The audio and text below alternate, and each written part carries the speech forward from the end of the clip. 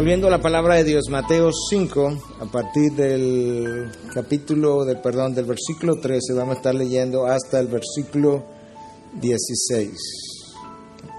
13 al 16. Estas son las palabras de Cristo inmediatamente después que Él hablara o enseñara acerca de las bienaventuranzas. Y yo quiero desde ya enfatizar eso porque lo que viene ahora está directamente conectado con lo que Él acabó de decir. Entonces, con eso en mente, yo quiero que escuches o leas ahí si tienes la palabra en tus manos. Vosotros sois la sal de la tierra, pero si la sal se ha vuelto insípida, ¿con qué se hará salada otra vez? Ya para nada sirve, sino para ser echada fuera y pisoteada por los hombres.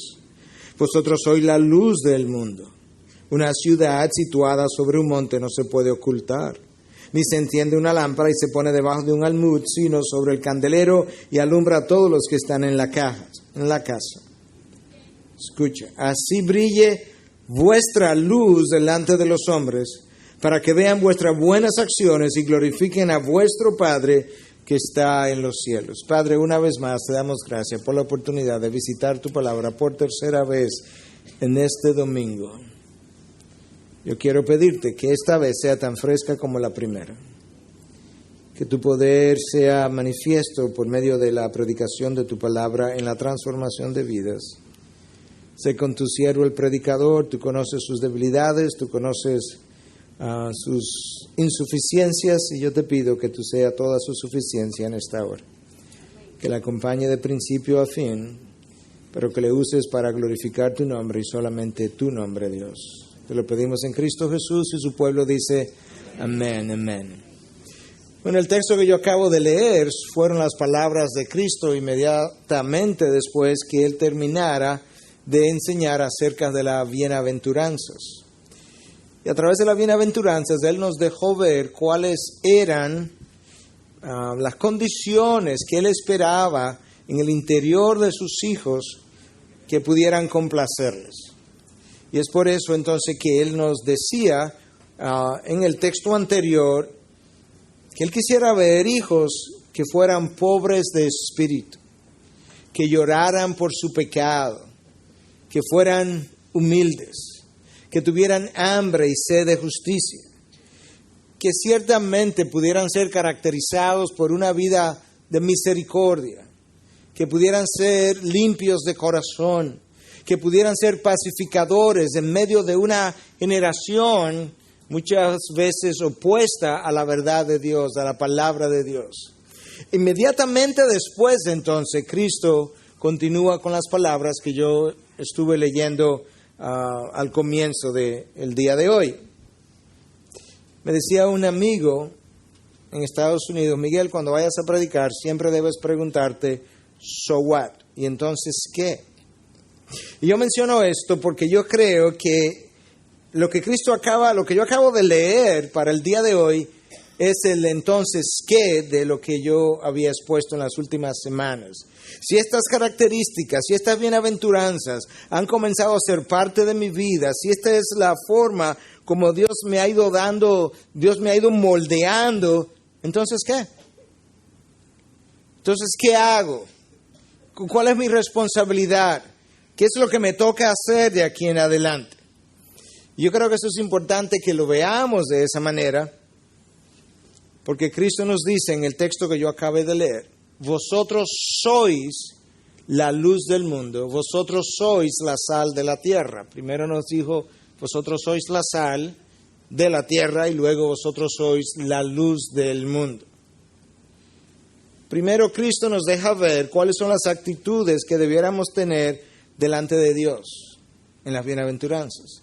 Pero ahora Él nos está diciendo cuál es la disposición que ese siervo así formado debiera tener delante de los hombres, ante el mundo. ¿Cuál debiera ser su comportamiento?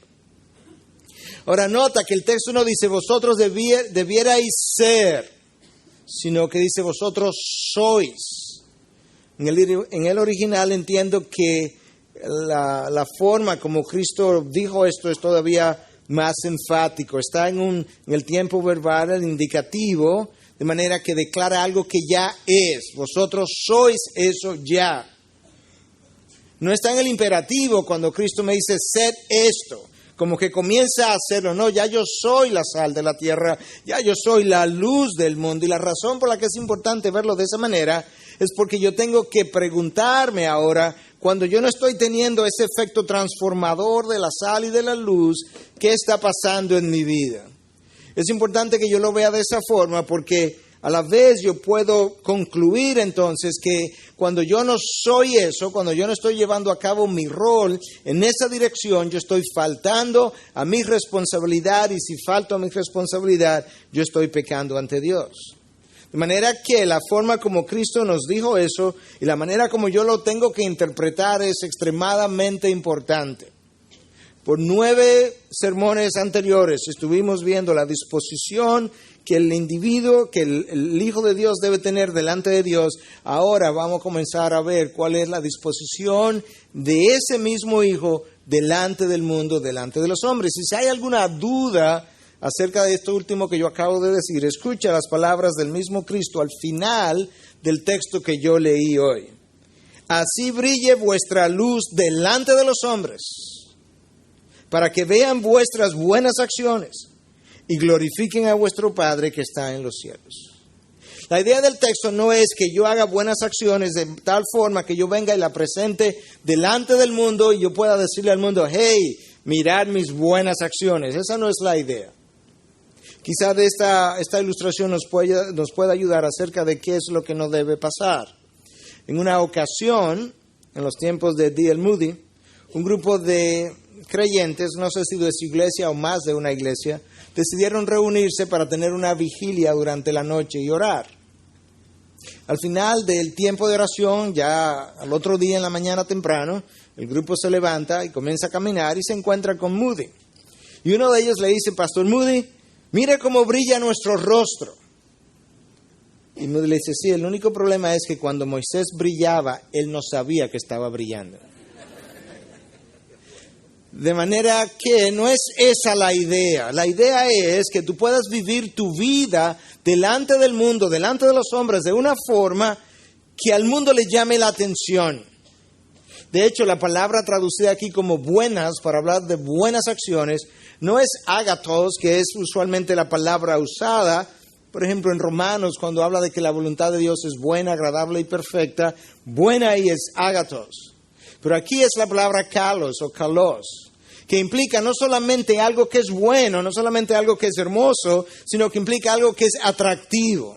Ahora Cristo me está diciendo que yo viva mi vida delante de los hombres de tal forma que mis acciones, ellos las puedan valorar, calificarlas de buenas, y no solamente de buenas, sino de hermosas, y no solamente de buenas y hermosas, sino que ellas les sean atractivas y ellos quieran venir en la dirección del Dios a quien nosotros les servimos. ¿Te das cuenta de qué es lo que Cristo está tratando de comunicar?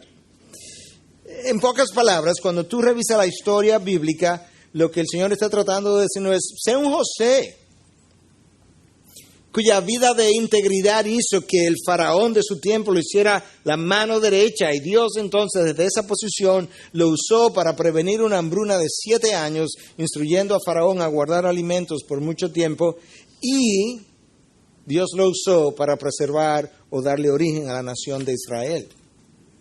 Sea un Daniel en medio de la corte babilónica, pagana, pecaminosa, que no se contaminó y llegó incluso al extremo su vida, de que cuando el rey a quien él le sirvió tuvo que ponerlo en el foso con los leones, el texto bíblico dice que el rey se perturbó toda la noche y no pudo dormir, y que al otro día, temprano en la mañana, tan pronto el alba apuntó, él fue el primero que fue corriendo, fue al foso y le dice, Daniel, el Dios a quien sirves, ¿te ha librado? Y que él se alegró mucho cuando Daniel le dice, el Dios a quien yo sirvo ha atado las bocas de los leones. El rey se sentía profundamente atraído hacia la vida de Daniel. Sea una Esther, que en un momento dado interviene a favor del pueblo de Dios, y Dios la usa para salvar a toda una generación que estaba a punto de perecer. Es a eso precisamente que Cristo nos está llamando, a ese estilo de vida, a esa forma de vivir.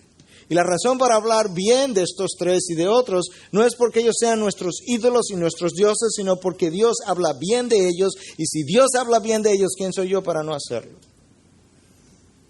Pero esa es la manera como Dios ha decidido trabajar en ellos. Ahora, el ser sal y luz en estos tres casos resultó en lo que llaman en inglés, en un happy ending, un final feliz. Pero esa no es la manera como la mayoría de las veces resulta cuando tú eres sal y luz para el mundo. Cuando tú revisas la historia de los primeros cristianos, ellos pudieron haber prolongado sus vidas muchos años si hubiesen renunciado simplemente a hacer ese papel.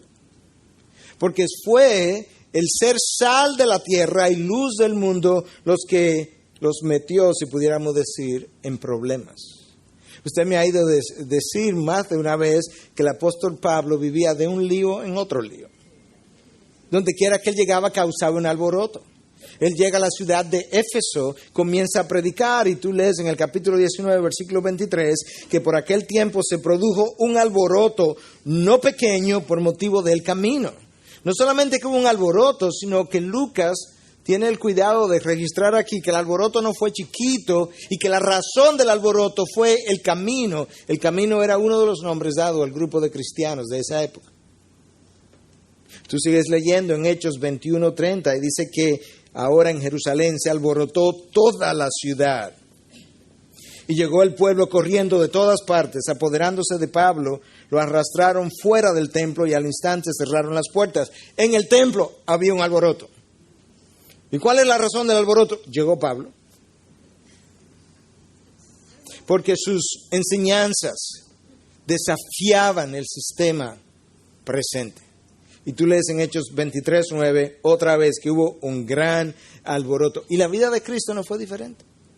Cristo alborotó a los escribas, alborotó a los fariseos, alborotó a los gobernantes, alborotó al pueblo, alborotó a todo el mundo. De hecho, el último alboroto en la vida de Cristo fue el mismo día que a él lo crucificaron, cuando la ciudad entera gritaba, crucifícale, crucifícale, crucifícale.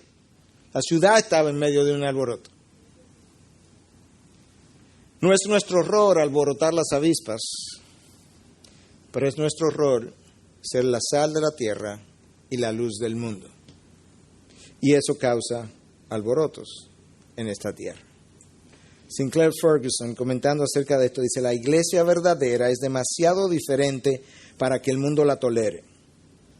Y el mundo ve el reino de los cielos como una amenaza a sus propias formas y por tanto busca destruirlo. Eso fue exactamente lo que pasó con Pablo, eso fue exactamente lo que pasó con Cristo. En Éfeso, Pablo se constituyó su predicación en una amenaza contra los plateros, contra el negocio de los plateros de la ciudad. Y ellos, Demetrio como cabeza, alborotó la ciudad porque su negocio estaba en juego. Cristo alborotó todo el sistema de su tiempo y el pueblo se reunió precisamente porque quería destruirlo. Es la denuncia, el enfrentamiento de estas enseñanzas, de nuestras formas de creer, de nuestra forma de ser, de nuestra forma de enseñar, de nuestra forma de gobernar. Es todo eso lo que hace que la multitud entera quisiera gritar ese día, crucifícale, crucifícale, crucifícale, no lo queremos entre nosotros.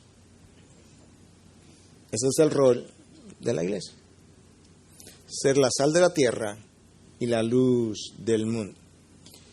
Con esa introducción yo tengo dos preguntas que quisiéramos hacer y contestar. De manera que mi sermón comienza ahora, el resto fue introducción.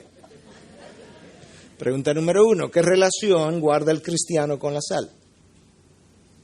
Pregunta número 2, ¿de qué manera el cristiano puede ser luz en medio de la oscuridad de su mundo? Comencemos con la sal. ¿Cuál es la relación entre el cristiano y la sal? Porque tenemos que recordar que cosas como estas las leemos y quizás nosotros no estemos tan al día o tan al tanto de qué es lo que Cristo estaba tratando de comunicar, como esta gente sí lo tuvo. Cristo usaba ilustraciones de cosas que tenían que ver con su vida diaria, que al ellos oírlas, ellos pudieran entender. De manera que yo tengo que preguntarme, ok, la sal para esta gente, ¿qué era? ¿Qué representaba? ¿Cómo la usaban? Porque cuando ellos oyeron, ellos entendieron. Bueno, yo creo que no es un secreto para nadie aquí que la sal era y continúa siendo, de hecho, por algo que alguien me comentó en esta mañana, un preservador de ciertos alimentos.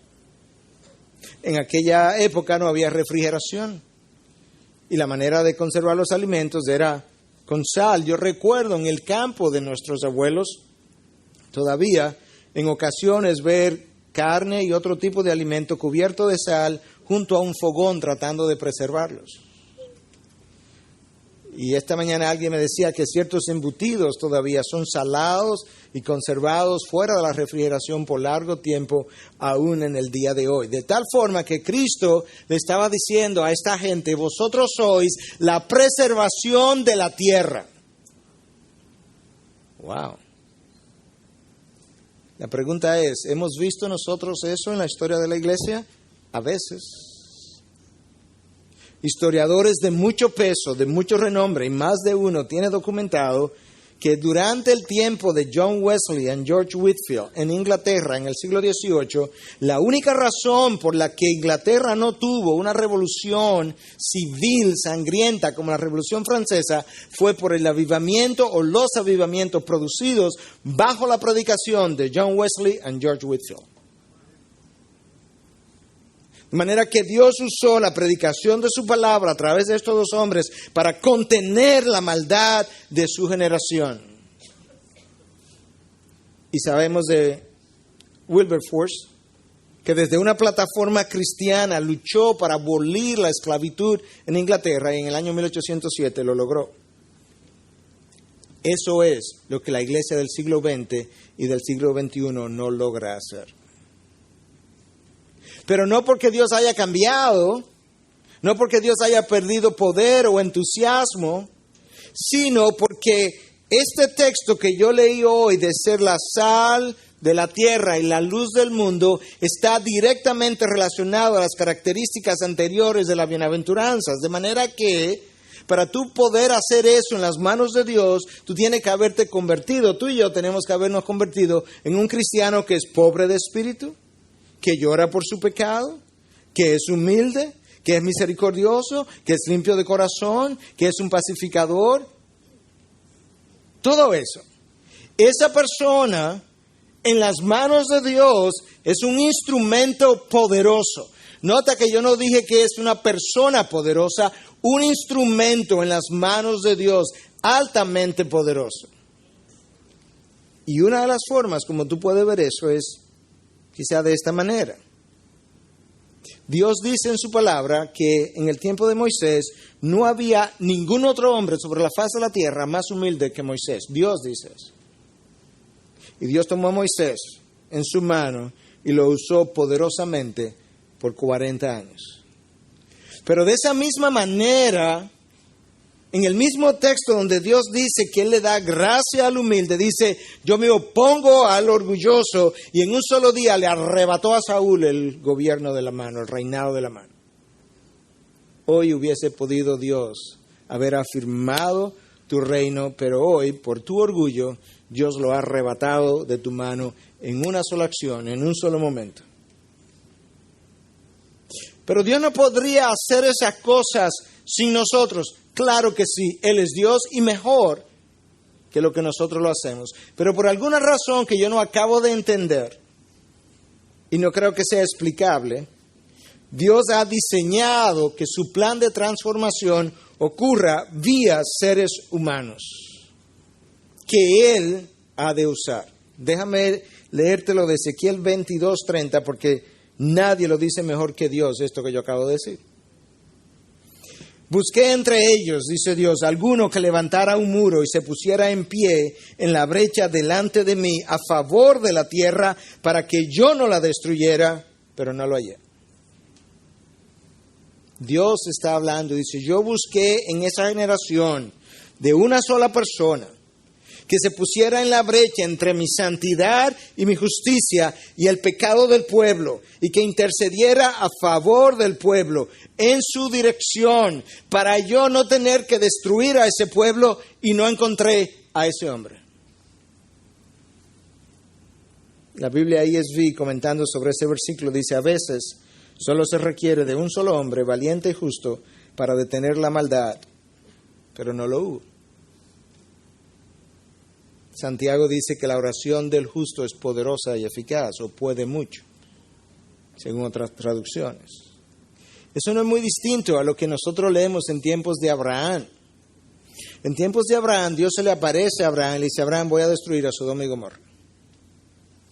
Y Abraham dice: ¿es verdad que el Dios de los cielos va a destruir a los impíos junto con los justos? Y Abraham le dice: Dios, si yo encuentro 50 justos, ¿detendría tú tu juicio? ¿Tú serías capaz de detenerlo? Claro, Abraham, tú me conoces, yo soy el Dios de toda misericordia. ¿Y si me faltan 5? Sí, Abraham, claro que sí. ¿Y si son 40? Igual. ¿Y 30? La historia llega hasta 10, pero estoy seguro que llegó hasta 1. Pero Dios le estaba diciendo a Abraham: si lo encuentras, por ese 1, yo detengo mi juicio. Es ese 1 que Dios no encontró en los tiempos de Ezequiel. De manera que yo no entiendo por qué Dios lo hace de esta manera, pero Dios ha decidido en su diseño soberano trabajar a través de los hombres y hacerle caso muchas veces a las oraciones de los hombres.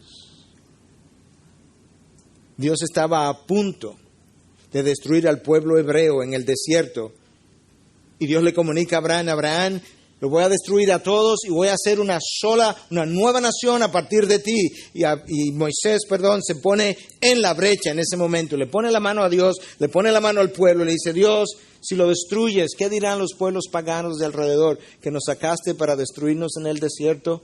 Por favor, Dios, te pido que no lo hagas. Y Dios dice: porque me lo has pedido, no lo haré.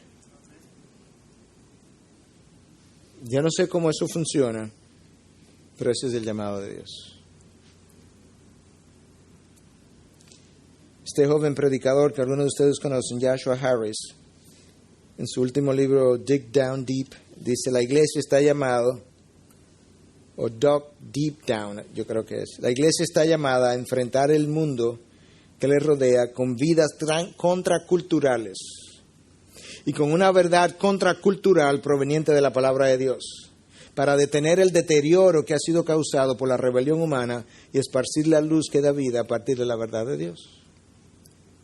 La iglesia ha sido llamada, nosotros hemos sido llamados a tener vidas contraculturales y a predicar una verdad contracultura como una forma de detener el deterioro moral de la sociedad y la desorganización de la sociedad causada por la rebelión humana. Creo que 30 años apenas tiene ese pastor y él ha podido ver esto. El evangelio que comenzó a predicarse a partir de la muerte de Jesús y de su ascensión comenzó a transformar el imperio romano. Comenzó a tener ese efecto de sal, de luz, hasta el punto que la esclavitud poco a poco comenzó a ser abolida en diferentes lugares. Pensar que la patria potestad del padre romano que se paraba delante de su esposa con un bebé que está a punto de nacer y que al nacer él con un dedo pulgar simplemente él determinaba si ese bebé iba a vivir o morir, y si estaba hacia arriba vivía, si era hacia abajo moría. Eso fue detenido por la propagación de los valores cristianos en medio de un imperio tan malvado como es. Hay una carta de esa época donde un esposo le escribe a la esposa y le dice que no va a poder estar para su alumbramiento, pero si no puedo llegar, quiero que sigas estas instrucciones. Si es varón, lo deja vivir; si es hembra, la matas. Y pensar que eso era obedecido sin cuestionamiento. ¿Quién derrumbó ese sistema? La verdad de Dios siendo esparcida y haciendo su efecto de sal y de luz en la sociedad. Yo creo que le conté a algunos de ustedes que quizás lo recuerden. Algunos de ustedes han visto en películas las luchas entre los gladiadores. Hombres, como con espada en mano, para la diversión de todo el que observaba, se mataban unos a otros. Y cómo el emperador se sentaba en un sitio céntrico de esta arena, como le llaman, ¿verdad? Y cómo cuando tú tumbabas a alguien en el piso y con la espada se la ponía en el cuello, cómo tú mirabas al emperador y simplemente con que él hiciera esto o esto, eso decidía la vida de ese hombre. ¿Tú quieres saber cómo paró eso? Un día, este monje de nombre Telemaco nunca había ido a Roma, no sabía cómo lucía la ciudad y es movido por el Espíritu de Dios a ir a Roma. Telemaco llega a Roma, él no sabe lo que es esto, nunca ha estado aquí, él está impresionado con todos estos edificios y él ve uno de los edificios y escucha que hay múltiples voces saliendo de este edificio y él decide entrar al edificio. Y él queda ensimismado, él queda en choque cuando él ve que aquí hay hombres que se están matando uno con otros por diversión. Similar a lo que ocurre en el boxeo hoy en día, que yo no lo acabo de entender. Cómo cristianos disfrutan ver la imagen de Dios en otra masacrada a puñetazos. Pues Telemaco quedó espantado.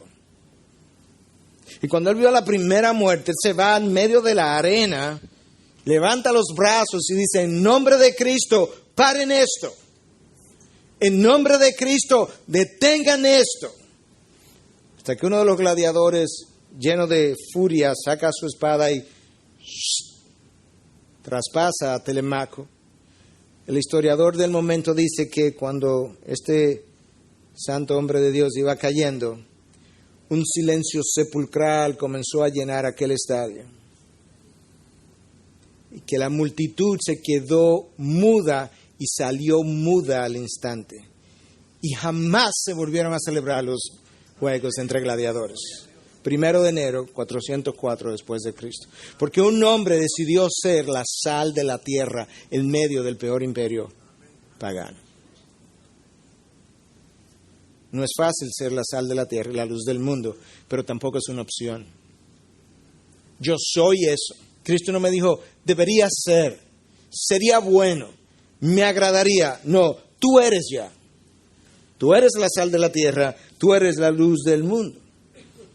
Bueno, pero Dios no podía parar esos juegos de otra manera sin perder la vida de uno de sus santos, absolutamente, pero por razones que yo no entiendo, ese es su diseño.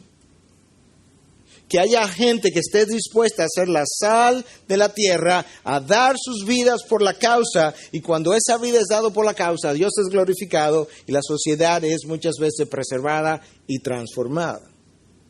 Si el cristiano no lo hace, ¿quién lo va a hacer? La sociedad, el hombre secular no tiene la luz, no tiene la revelación, no tiene el poder, no tiene a Dios detrás. Si nosotros no lo hacemos, ¿quién lo va a hacer? Y eso es parte del problema. John Stott, comentando acerca de esto, dice, Jesús llamó a sus discípulos a ejercer una influencia doble sobre la comunidad secular. Una influencia negativa deteniendo su deterioro y una influencia positiva al traer luz en medio de la oscuridad. Una cosa es prevenir la maldad, que la maldad se esparza, y otra cosa es esparcir la verdad, la belleza y la bondad. Los mandamientos de Dios usualmente tienen esa doble intención. Tú tienes que parar lo malo, pero eso no es suficiente. Tú tienes que promover lo bueno, los valores del reino. Como cuando Pablo le escribe a los Efesios, le dice, el que roba, que no robe más, tú para lo malo. Pero no se queda ahí, que comience a trabajar para que ayude a los que no pueden. Eso es promover lo bueno. Y eso se supone que sea tu función, tu tarea, mi tarea. El apóstol Pablo le escribe a Tito, y en esa ocasión, aunque se estaba refiriendo a los amos, a los esclavos que tenían amo, la aplicación es para todo el mundo. Le dice que vivan unas vidas tales, que sus vidas fueran el adorno, la palabra es cosmeo, el cosmético de la doctrina. Ustedes, damas que usan cosméticos, saben cuánto se puede embellecer a alguien con cosméticos.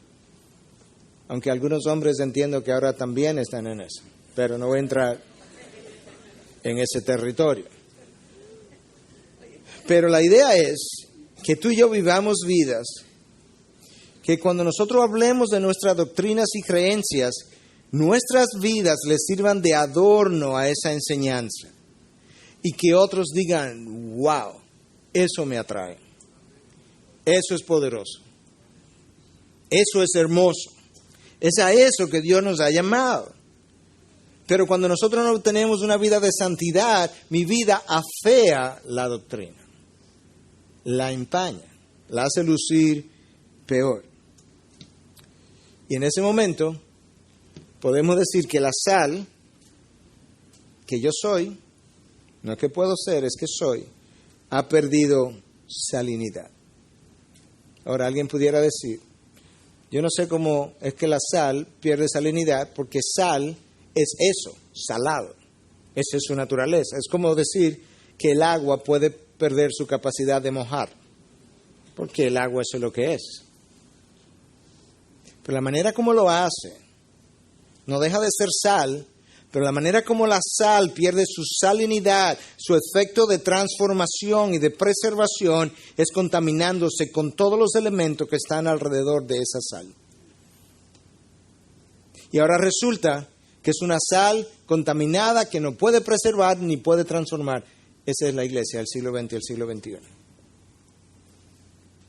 Es una sal contaminada que ha perdido su efecto. Y Cristo dice entonces, esa sal que pierde su efecto solamente es buena para tirar al piso y pisotearla. Exactamente como la iglesia está siendo pisoteada por el mundo hoy en día. Cada vez que tú hablas de alguien o cada vez que tú hablas de algo que tiene que ver con la fe cristiana, mira eso que están ahí en televisión. Mira ese va a tu iglesia. Yo no voy a tu iglesia ni soy cristiano, pero no hago lo que él hace en mi trabajo. Eso es. Hay una falta de credibilidad en aquellos que han sido transformados por la palabra de Dios. No hay credibilidad en los famosos falsos apóstoles y profetas de hoy en día, y no hay credibilidad en aquellos que incluso pudieran estar predicando correctamente porque los demás le han creado una mala fama a la fe cristiana. No hay salinidad de la iglesia hoy en día. ¿Dónde está la sociedad que está siendo cambiada por los valores cristianos de hoy? América Latina, supuestamente la tasa de conversión, esto no lo tengo completamente documentado, pero supuestamente, por eso lo dije así, la tasa de conversión en América Latina supera la tasa de natalidad. En otras palabras, todos los días hay más convertidos a evangélicos que los niños que nacen en América Latina. Pero todos los días América Latina es más corrupta, más violenta, más drogas, más robos, más violaciones, más crímenes, más cárceles. ¿Cómo es eso? No hay sal. No hay sal. O hay sal, pero no hace su efecto. Segunda cosa que Cristo nos dijo que nosotros somos la luz del mundo. No que podíamos ser, vosotros sois, en indicativo, algo que ya es, ya está dado.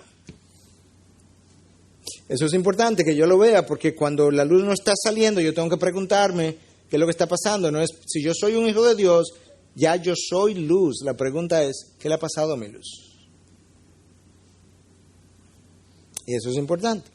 Yo creo que nosotros sabemos que el reino de Dios es asociado con el reino de la luz y el reino de Satanás con el reino de las tinieblas. Nosotros también sabemos que el pecado y el mundo han sido asociados con las tinieblas y la oscuridad, y que la santidad de Dios y su verdad han sido asociados con la luz. De manera que nosotros tenemos reinos encontrados, representados por la luz y la oscuridad. Cuando Cristo vino, escucha lo que Juan 3:19 dice que ocurrió.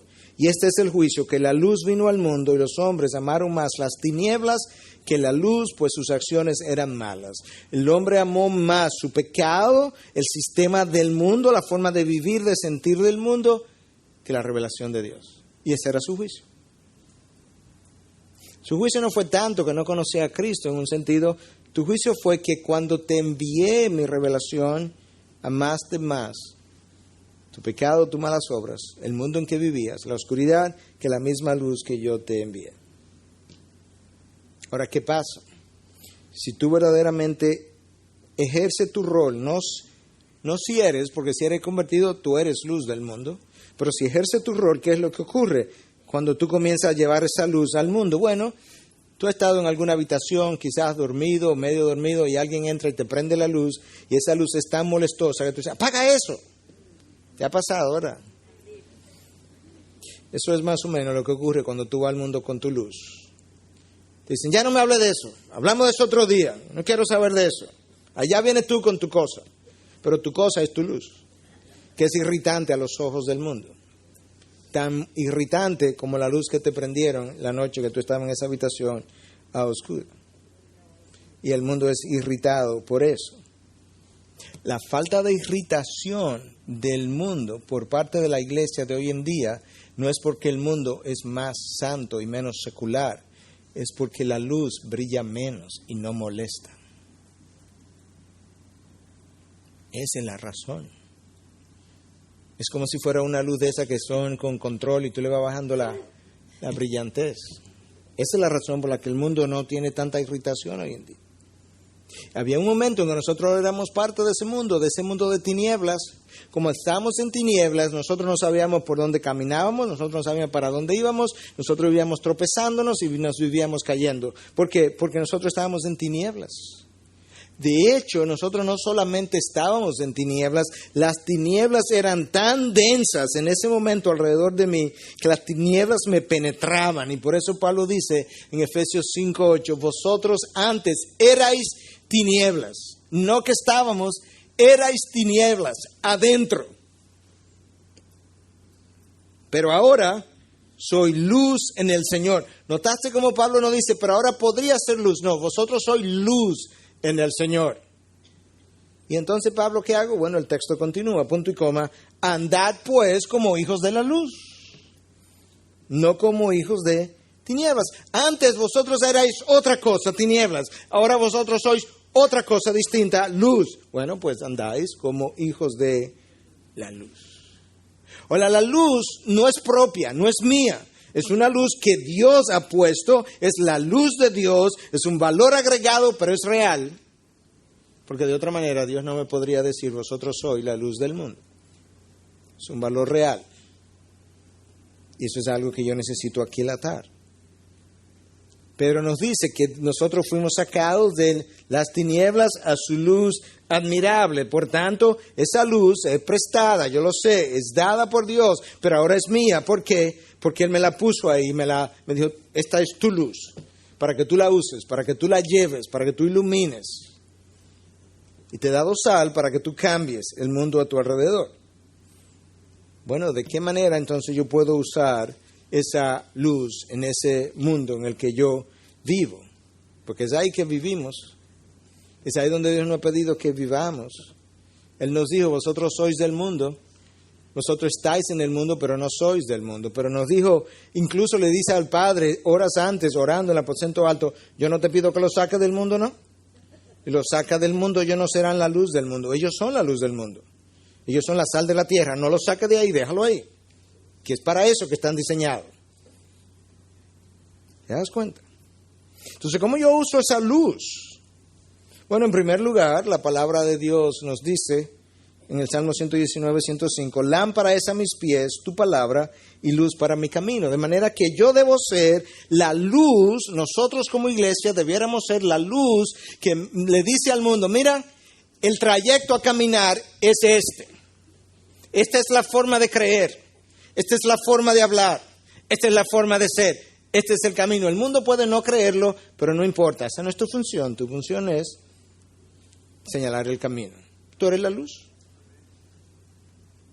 Y no al revés. Nosotros no debiéramos estar viendo al mundo y ver por qué veredas anda el mundo para nosotros entrar en veredas de oscuridad. Nos sacaron de ahí. Nosotros somos la luz.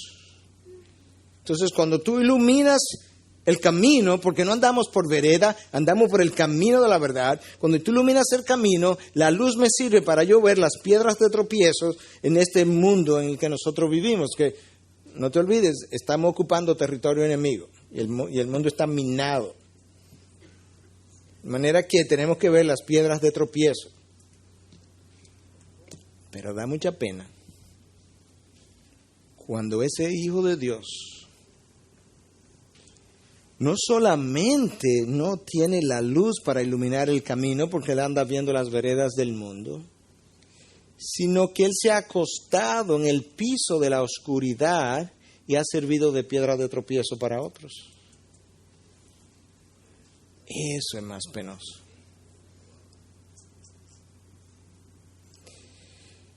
Porque como bien dijo Cristo, si la luz que hay en ti es oscuridad, ¿cuán grande es tu oscuridad? No hay quien te pueda salvar.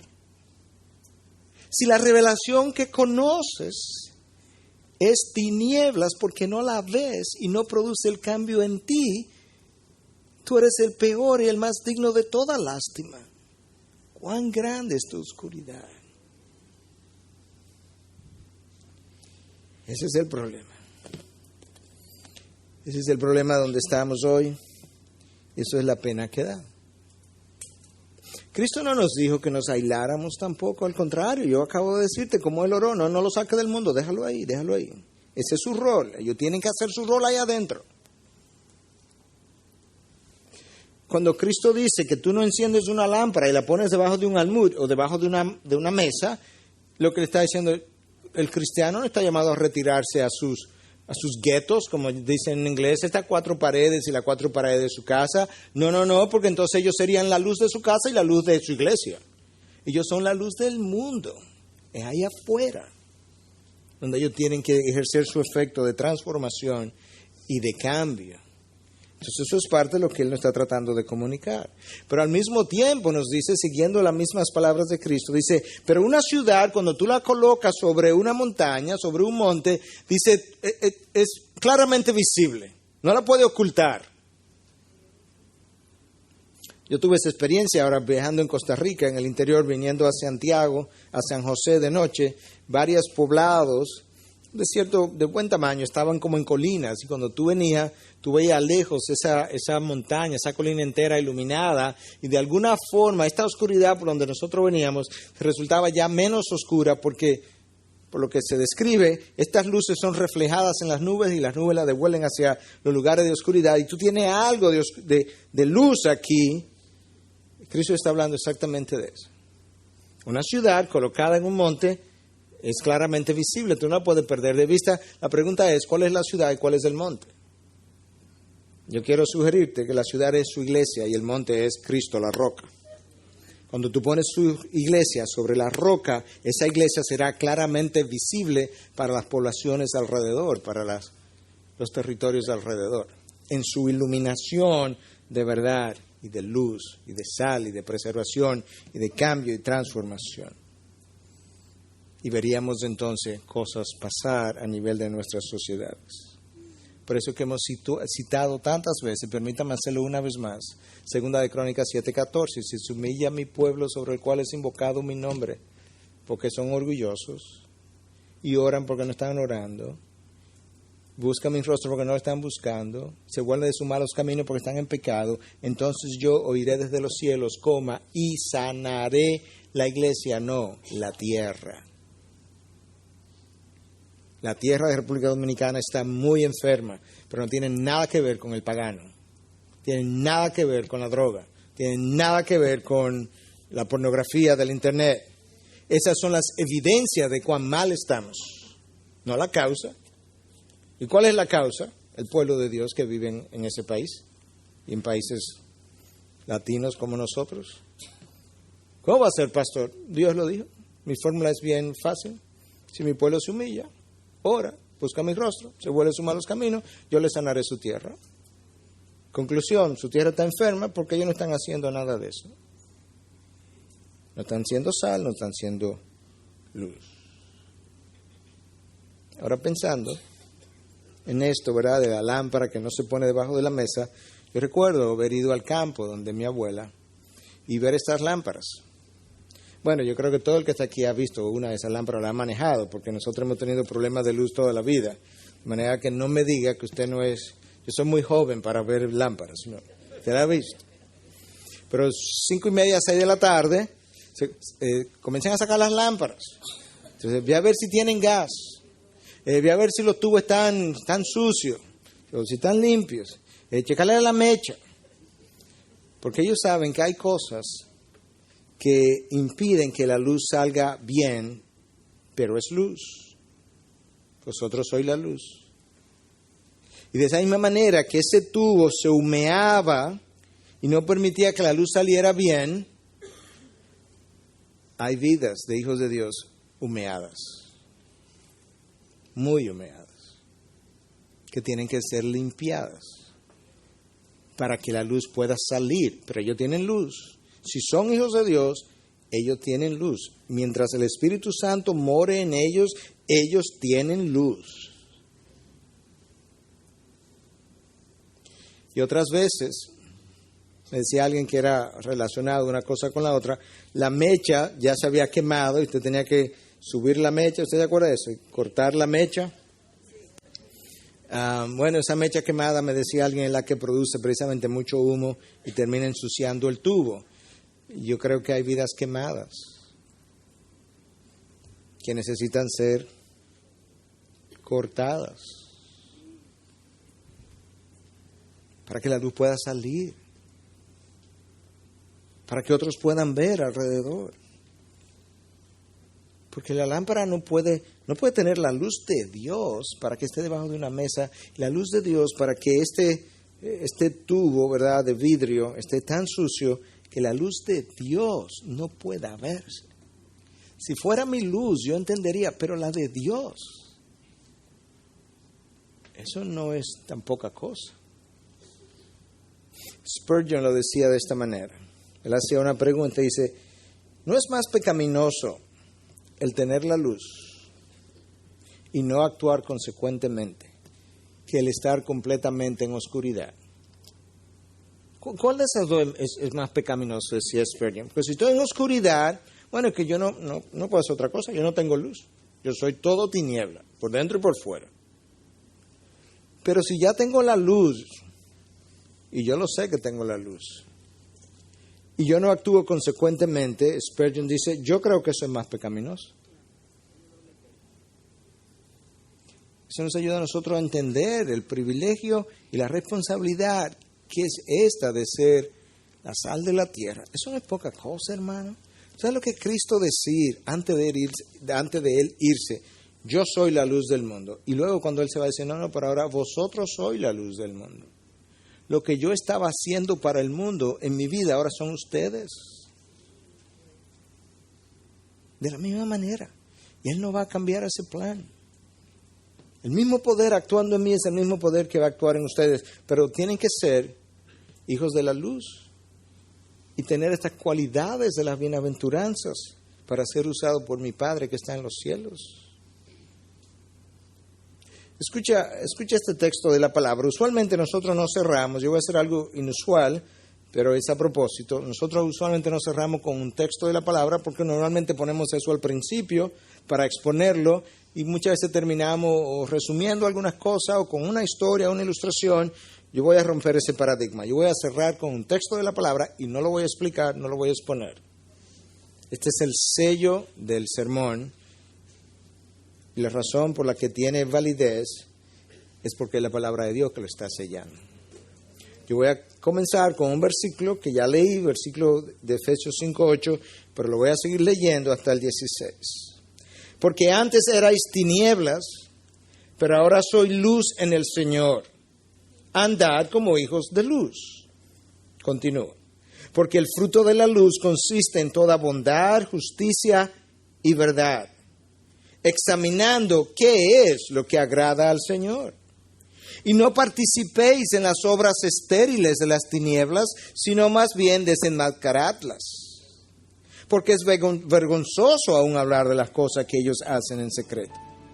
Pero todas las cosas se hacen visibles cuando son expuestas por la luz. Pues todo lo que se hace visible es luz. Por esta razón, dice, despierta tú que duermes y levántate de entre los muertos y te alumbrará Cristo.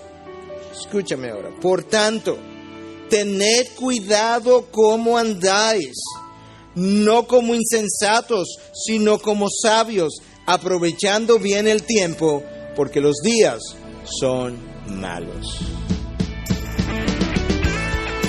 Integridad y Sabiduría es una producción que llega hasta ustedes gracias a los aportes de individuos y empresas comprometidos con la defensa de la fe.